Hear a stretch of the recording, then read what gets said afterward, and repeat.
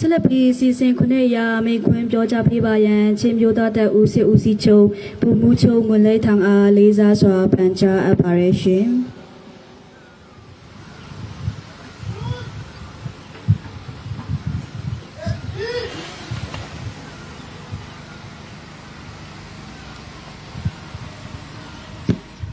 ယနေ့2023မတ်လ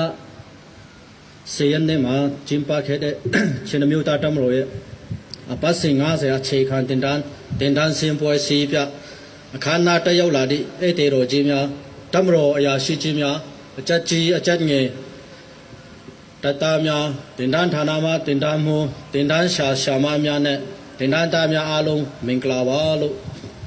နှုတ်ခွန်းဆက်တာပါတယ်ရေဘော်တို့ဒီနေ့ဟာမိမိတို့ချင်းမျိုးသားတအုပ်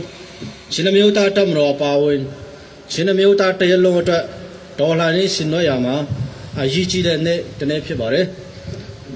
ချင်းမျိုးသားတအုပ်ရဲ့နိုင်ငံရေးဥဆောင်မှုနဲ့ချင်းမျိုးသားတပ်မတော်ဟာနှစ်ပေါင်း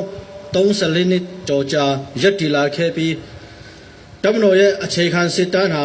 အပတ်စဉ်90တိုင်အောင်မြင်ပြီးမြောက်နိုင်ခဲ့တာဖြစ်ပါတယ်ရေဘော်တို့အနေနဲ့ယခုတင်ဒန်းကာလမှာအခက်ခဲတွေများစွာကြုံတွေ့ခဲ့ရတဲ့တင်ဒန်းမှုတင်ဒန်းရှာမများနဲ့တင်ဒန်းသားများအားလုံးအနေနဲ့တင်ဒန်းပြီးဆုံးတဲ့အထိလက်မလျှော့ပဲတင်ဒန်းပြီးမြောက်အောင်လေ့ကျင့်ပြီးမြောက်ခဲ့တဲ့အတွက်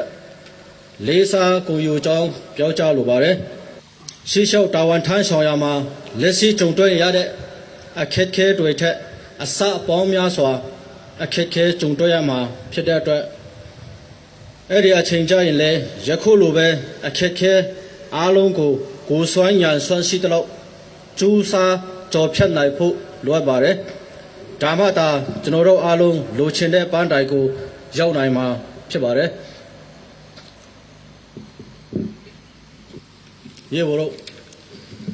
ဓမ္မတော်သားတယောက်အနေနဲ့အရေးကြီးဆုံးကအမိန့်နာခံမှုရှိကံရှိမှုခန္ဓာရည်ရှိမှုမျိုးချစ်စိတ်ဓာတ်ရှိမှုခံယူချက်ကောင်းမွန်မှုအဖွဲ့ရှိပေါ်စိတ်ဓာတ်ရှိဖို့လိုအပ်ပါတယ်စီတာရှင်းမျက်နှာပြင်မှာဖြစ်စေနောက်တိုင်းမှာဖြစ်စေရုံးလုံးကမှာဖြစ်စေမိမိတာဝန်ကြရာနေရာမိသည့်နေရာမဆိုအထက်အရာရှိမှအမိန့်ကိုတတွဲတတင်လိုက်နာဖို့လိုအပ်ပါတယ်တင်ဒန်းတက်စဉ်တင်ယူထားတဲ့ပညာရပ်စာရာအားလုံးကိုမမေ့လျှော့ပဲအမဲလိုက်နာလေ့ကျင့်တင်ယူဖို့လည်းလိုပါတယ်ယခုတင်ဒန်းပြမြောက်ဒါဟာအခြေခံစစ်တင်ဒန်းတာဖြစ်ပါသေးတယ်ရေဘော်တို့အနေနဲ့ဌာနဆိုင်ရာအသီးသီးနေရာအသီးသီးမှာတာဝန်ကျတဲ့အခါလက်တွဲဖြစ်စေလက်လှမ်းမီရာစာတွဲဖြစ်စေတင်ယူတဲ့မြောက်ရှာများကိုမိမိကိုယ်တိုင်ကြိုးစားအားထုတ်ပြီးဆက်လက်တင်ယူရမှာဖြစ်ပါတယ်ဒါမှသာမိမိတို့မြောင်မှန်းထားတဲ့အည်သွေးပြီးမိတဲ့ချင်းမျိုးသားတပ်မတော်ကိုတည်ဆောက်နိုင်မှာဖြစ်ပါတယ်ချင်းမျိုးသားတပ်မတော်ဟာ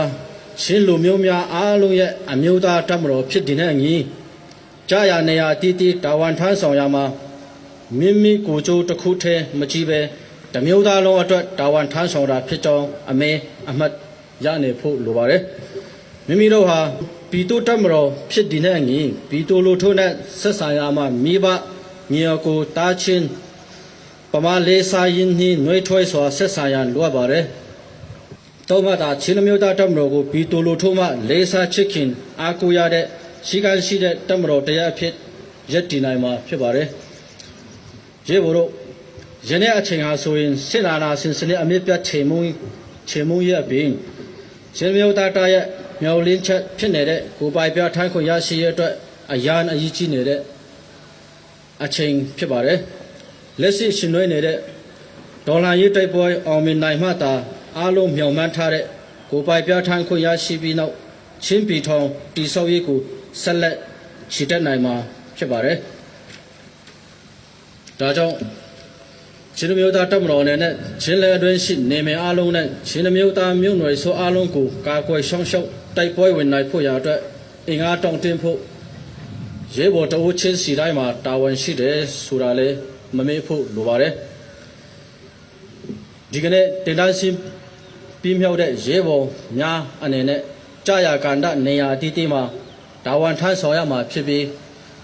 တာဝန်ထမ်းဆောင်ရမှာလဲမိမိအသက်ကိုပနာမမထားပဲချင်းလက်နဲ့ချင်းလူမျိုးအလုံးအတွက်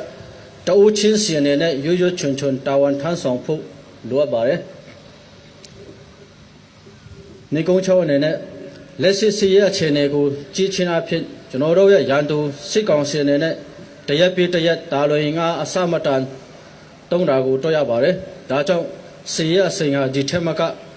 ပုံမပင်းထန်လာမှာဖြစ်ပါတယ်ဒါကြောင့်မိမိတို့အနေနဲ့လဲစိတ်ဓာတ်ရိုက်ခါလက်နဲ့ပေါင်းစုံကြိုတင်ပြင်ဆင်ထားဖို့လိုအပ်ပါတယ်ရန်သူစစ်တပ်ဖက်ကမြောင်မအင်အားကြီးမားပါစေဗီတိုလိုထွက်တရက်လို့ရဲ့အင်အားနဲ့ဒေါ်လာရေးလောက်ဆောင်နေတော့အားလုံးကစီစီလုံးလုံးတိုက်ခိုက်နေကြဖို့ပဲလိုအပ်ပါတယ်ဒိုးချင်းစီတိုင်းကစီလုံးလုံးနဲ့အယူကျေကျေအီခန့်ခန့်တိုက်ခိုက်ပါကကျွန်တော်တို့ရဲ့ရန်သူကိုမှုတ်ချအနာယူမှာဖြစ်ပါတယ်ဒါမှသာစစ်ကောင်စီကိုအမြင့်ပြတ်ချေမှုန်းပြီးမိမိတို့ရဲ့ဗန်းတိုင်ဖြစ်တဲ့ချင်းပီထောင်တိဆောက်ရေးနဲ့တရိုင်းပြည်လုံးရဲ့ရင်မှန်းချက်ဖြစ်နေတဲ့ရှင်းမှန်တဲ့ဒီမိုကရေစီပီထောင်စုတိဆောက်နိုင်မှာဖြစ်တယ်လို့ပြောကြားရင်းနေကုန်းချုပ်ပါတယ်